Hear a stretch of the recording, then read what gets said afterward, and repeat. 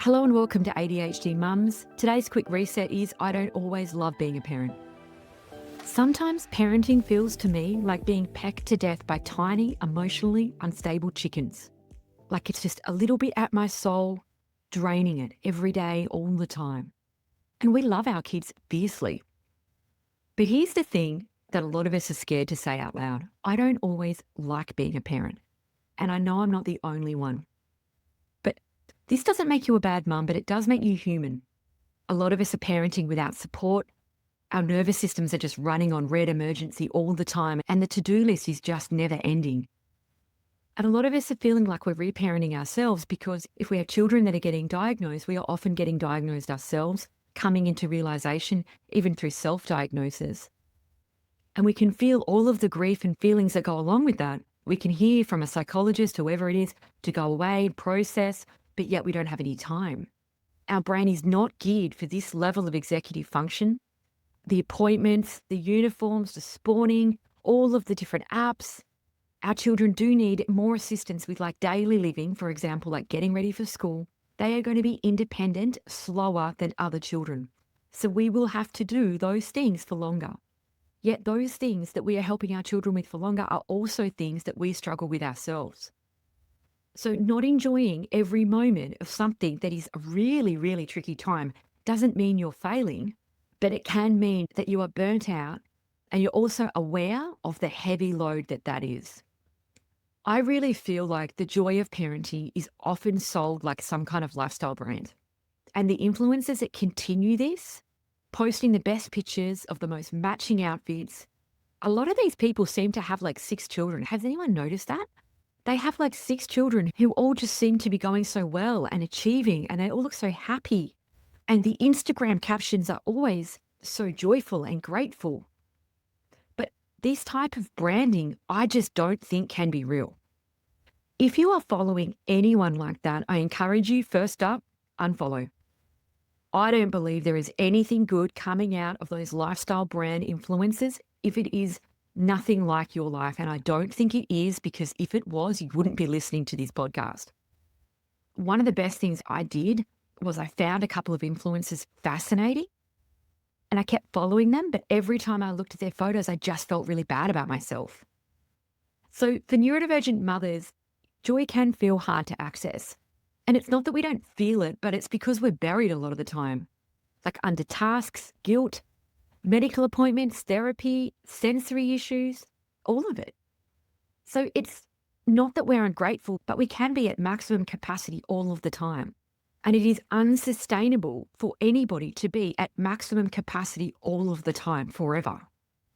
But that is what is really being asked of us, because for us to participate in the world with our children, we actually have to be at maximum capacity. Well, I do anyway.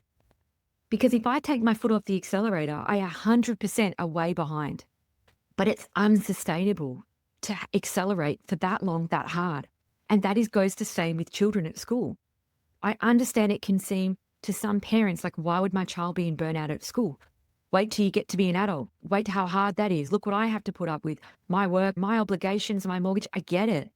But for a kid, remember, they're a child. They don't have the same resilience that you do. And this is asking them to be at 100% all the time for years. So let's look at the science and let's look at the studies that is going to back up what I'm saying. And I'm going to put all of the links into the show notes. So in 2021, there was a clinical study that found that 12.9% of parents met clinical levels of parental burnout all of the time. And it also showed that it was most common in mothers, particularly with perfectionism, neurodivergence, or low social support. If you're wondering if it feels harder for you than other mums, it probably does. 8% of British parents said in 2015 they actually regret having children. They didn't know how hard it was going to be.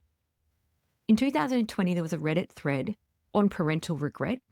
It had 100,000 votes, and it actually became a study topic because it confirmed that a lot of people feel that, but they don't necessarily acknowledge, say it out loud. And actually, that kind of regret is more prevalent than what we think. There's also a really good book, which is called Torn in Two, and it talks about how You can love your child but hate particular aspects of motherhood at the same time. And that's completely psychologically normal. Check that out in the show notes if you want to have a look. We also know from a study in 2022 that in heterosexual households, women are doing 2.5 times more unpaid care work than men. But then they feel guilty for not enjoying it.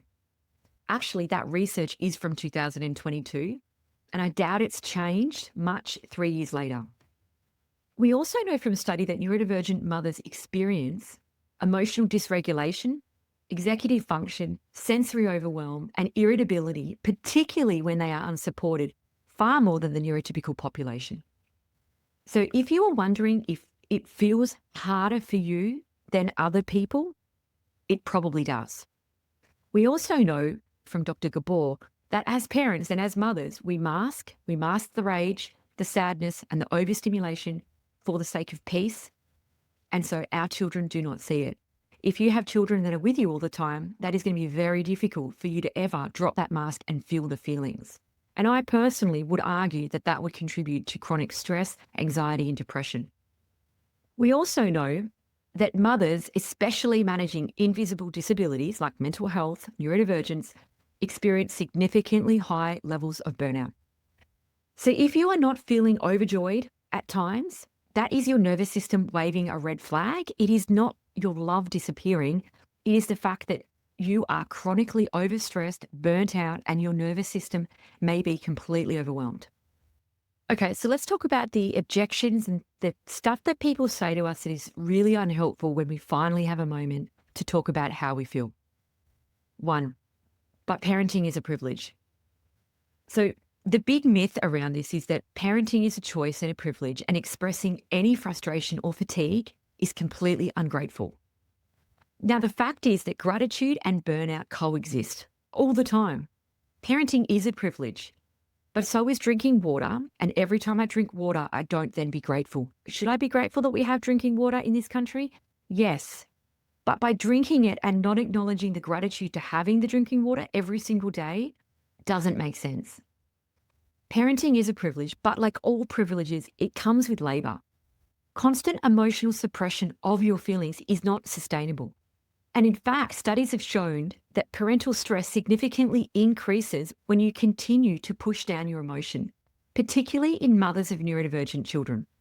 Think of it like clean drinking water. Yes, we're lucky to have it, but that doesn't mean we enjoy scrubbing the moldy lunchbox that our child forgot was in their bag again. It's the privilege and the reality at once. Or what about this objection? But you chose this. So this really perpetuates the myth that choosing to become a parent really forfeits the right to ever struggle with it. For neurodivergent mums who are often undiagnosed, unsupported, or even sold a very neurotypical version of what parenting would be like, as a lot of us were. So we didn't see a lot of the ADHD traits that we had until we had enough cumulative load, because we just had the mindset to push and push and push and try harder. So we could kind of push hard enough with just our own stuff. But when we've added in a couple of children, possibly a partner or a co-parenting situation, that has then heightened up a lot of this burnout. And this cumulative effect really pushes out emotional and executive function toll. So you can choose things and still find parts of it intolerable. That's not entitlement. That is actually being a human with a nervous system limit. Did we choose to get up at 4:30 in the morning with our children for like 6 years?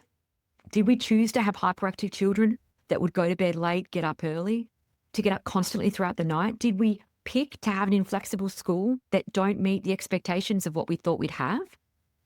Did we think that the amount of paperwork that we would do would be like doing a loan application every couple of weeks? We didn't. So it's okay to feel like this. I don't think you chose your exact situation. Now, one of my favorites here is the myth that if you love your children, you should never complain about the demands of parenting. Words like, but you'd miss them if they were gone. Now, attachment isn't measured by cheerfulness, right? It's measured by responsiveness and showing up, even when. For me, I have on my wall, I show up even when. And even when means touched out, overstimulated, over it, exhausted, silently fantasizing about checking into a hotel alone. I show up anyway. So, studies show that emotionally honest parents actually raise children with stronger emotional regulation. So, pretending to be happy and toxic positivity, not going to work here. So, saying things to yourself or your partner or whoever it is, a friend via text message, I don't like this right now, doesn't mean I don't love my child. It means we're human. And it means very likely that you're unsupported, you're at capacity, and that you may have assumed that you would have had a different version of motherhood than what you have. If you'd like to share any of these feelings, but you don't have a space to do that, please jump into the Facebook group and share there anonymously as well. What I want you to try today is to replace I should be enjoying this with this is hard and I'm doing it. Start naming the moments without judgment. The noise is hurting me. I'm over it. I feel tired. I'm touched out. I need help. I need a break. I want to talk to somebody. I want to talk to an adult, because hiding the hard day doesn't actually help our kids, but honesty and repair does. You are much better off to say, hey, I need 5 minutes. Hey, I can't listen to that story right now. I need to go to the bathroom alone. Hey, I need to go for a walk for a second. Hey, I need a moment. The other day, I pretended to have diarrhea. I was exhausted and I thought that I would yell at somebody. And so I shut the door, I locked it, and immediately the kids came and knocked on it.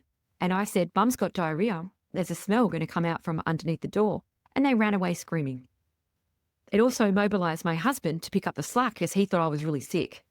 So he started moving forward, doing things, thinking I was going to be in there for a long time, when I actually didn't have diarrhea. Maybe that's a mum hack for today. So maybe you need to have a script for how to say I need space without guilt. I've said I need space before, and remember, I have kids under 9. I have 9, 7, and 6. And I had my 6-year-old, when I said space, I'm going to lose it. I've got to go out. I need to take a breath. He followed me.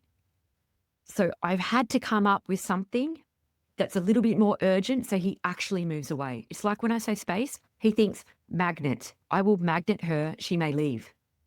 So think about scripts that work. It's not about masking and saying, Mummy's got to go to the shops and then going into the car and crying. If you can, state the truth and be honest.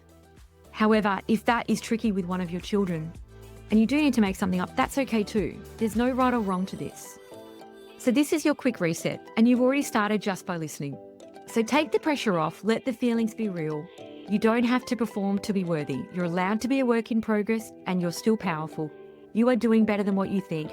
And I'll be right here next week for a reset. Thanks for listening.